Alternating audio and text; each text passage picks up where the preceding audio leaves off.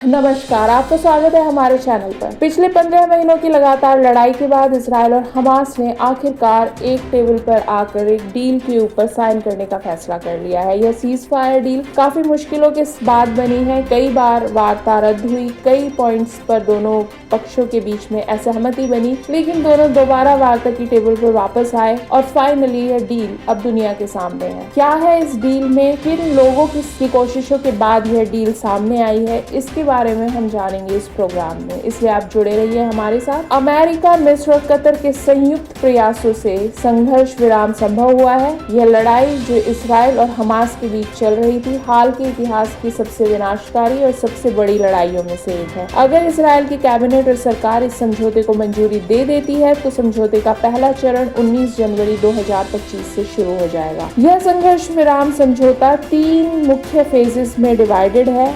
ये जो डील है ये डिजाइन की गई है हिंसा को कम करने और इसराइल और गाजा के अंदर जो ह्यूमैनिटेरियन दिक्कतें, मानवीय और राजनीतिक मुद्दे हैं, उन्हें हल करने के लिए। जो सबसे पहला फेज है वो है दोनों पक्ष अपनी सैन्य कार्यवाही निलंबित कर देंगे फिलहाल के लिए अस्थायी रूप से, ताकि गाजा पट्टी में शांति की एक खिड़की खुल सके। दूसरा फेज होगा बंधकों की रिहाई, जिसमें हमास ने पहले चरण में 33 इजरायली बंधकों की रिहाई करने की प्रतिबद्धता जताई है। साथ में इसराइल ने जो फिलिस्तीनी कैदी रखे हैं उनकी रिहाई की भी बात होगी, ताकि दोनों पक्षों के बीच आपसी विश्वास बन सके। तीसरा कदम है गाजा का पुनर्निर्माण। गाजा की स्थिति है, उस स्थिति को देखते हुए उसके पुनर्निर्माण के प्रयास शामिल होंगे। इसमें विस्थापित फिलिस्तीनियों को उनके घर लौटने की सुविधा देना और पुनर्निर्माण प्रयासों की शुरुआत करना शामिल है। हालांकि गाजा में इतना विनाश हुआ है कि अब वह रहने योग्य नहीं रह गया है। इसराइल हमास का ये जो लड़ाई है, इसका जो सबसे नया चरण है वो 7 अक्टूबर 2023 को शुरू हुआ था, जब सैकड़ों हमास लड़ाकों ने इसराइल की दक्षिणी सीमा पर बहुत बड़े पैमाने पर हमला किया था। इस हमले में लगभग 1200 लोगों की मौत हुई थी, जिसमें अधिकांश इजरायली नागरिक थे और 250 से ज्यादा बंधकों को गाजा ले जाया गया था। इसराइल की प्रतिक्रिया काफी तेज रही। इसमें इसराइली डिफेंस फोर्सेस ने पहले हवाई बमबारी अभियान शुरू किया, उसके बाद 27 अक्टूबर 2023 को गाजा पर जमीनी हमला शुरू हुआ। अगले 15 महीनों में संघर्ष में 46,000 से ज्यादा फिलिस्तीनियों की मौत हो गई है। यह आंकड़ा गाजा के स्वास्थ्य मंत्रालय के अनुसार है और गाजा के 2.3 मिलियन निवासियों में से अधिकांश लोग इस समय विस्थापित हैं। इस दौरान गाजा के जो बुनियादी ढांचे हैं, जैसे अस्पताल, स्कूल, घर, वो पूरी तरीके से तबाह हो गए हैं। यह सीज फायर डील काफी लंबे चौड़े कूटनीतिक प्रयासों का परिणाम है। पिछले 1 साल में कतर, मिस्र और अमेरिका के मध्यस्थों ने दोनों पक्षों के बीच एक समझौता कराने के लिए काफी मेहनत की है। कई बाधाओं और कई बार वार्ताओं के असफल होने के बाद, और ये डर भी था कि फाइनली हो सकता है ये सीज फायर डील हो ही ना, इस डर के बावजूद उन्होंने अपनी कोशिशें जारी रखी। अमेरिकी राष्ट्रपति जो बाइडेन और कतर के प्रधानमंत्री ने इस समझौते की घोषणा करते हुए इसे शांति की दिशा में एक बेहद महत्वपूर्ण कदम बताया है। इस बीच इजरायली प्रधानमंत्री बेंजामिन नेतन्याहू ने शुक्रवार को इस समझौते की पुष्टि की और उन्होंने कहा कि उनकी सरकार इसे औपचारिक रूप से मंजूरी देने के लिए बैठक करेगी। वार्ता के दौरान कई चुनौतियां आई।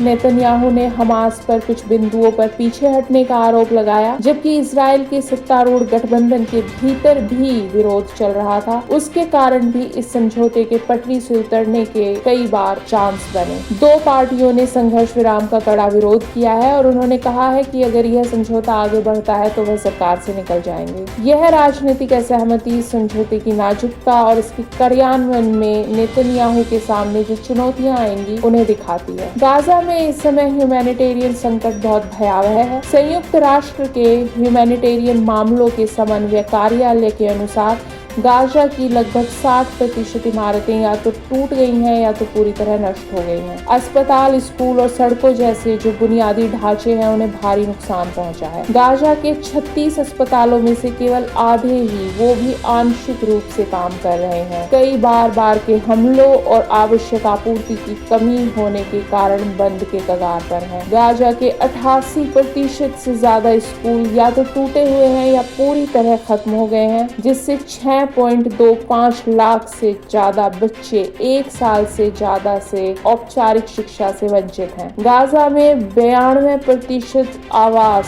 या तो टूटे हुए हैं या तो नष्ट हो गए हैं, जिससे लाखों लोग इस वक्त आश्रय में रह रहे हैं। गाजा की 2/3 से ज्यादा खेती की जमीन नष्ट हो चुकी है, जिससे इस क्षेत्र में अभी खाद्य असुरक्षा भी है।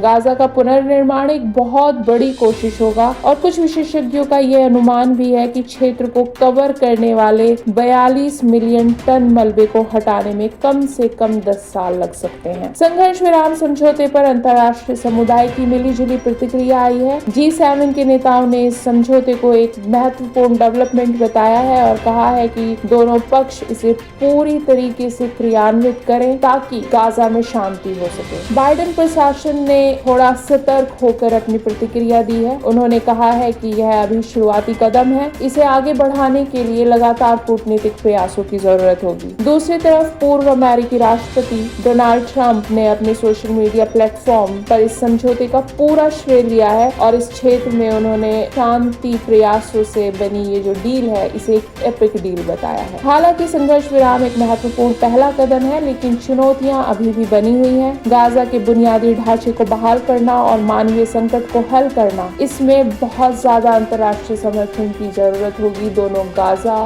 फिलिस्तीन को और इजराइल दोनों को। इसके अलावा संघर्ष विराम को स्थायी शांति में बदलने के लिए दोनों पक्षों के बीच जो बातचीत की इच्छा है यह उस चीज के ऊपर भी निर्भर करेगा। इजराइल हमास संघर्ष विराम समझौता इजराइल फिलिस्तीनी संघर्ष के एक बेहद निराशाजनक अध्याय में एक छोटी सी आशा की किरण के रूप में आया है। जैसे जैसे समझौते का पहला चरण आगे बढ़ेगा, अंतर्राष्ट्रीय समुदाय काफी करीब से इस चीज की निगरानी करेगा कि दोनों पक्ष अपनी अपनी बातों को मान रहे हैं, उन्हें फॉलो कर रहे हैं और यह उम्मीद की जा रही है कि हिंसा में यह एक अस्थायी विराम और ज्यादा स्थायी समाधान के लिए आधार बनेगा। इजराइल हमास की डील की इस खबर में फिलहाल इतना ही। इस मुद्दे पर बाकी अपडेट्स के लिए जुड़े रहिए हमारे साथ।